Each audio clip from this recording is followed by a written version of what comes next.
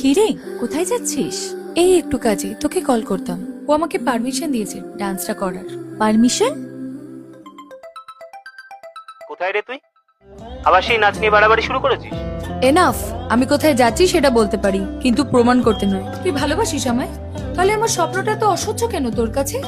তোকে কষ্ট দিদিটা বলছি না পূজা, কিন্তু ভালোবাসা মানে যদি পারমিশন চাওয়া হয় তাহলে সেটা ভালোবাসা না, সেটা নিয়ন্ত্রণ। তাহলে ভালোবাসাটা বুঝি ভুল ছিল? দেখ, ভালোবাসা যদি তোকে তোর অস্তিত্বকে ছেড়ে দিতে বলে তাহলে সেটা সেই মানুষটার সমস্যা, তোর নয়।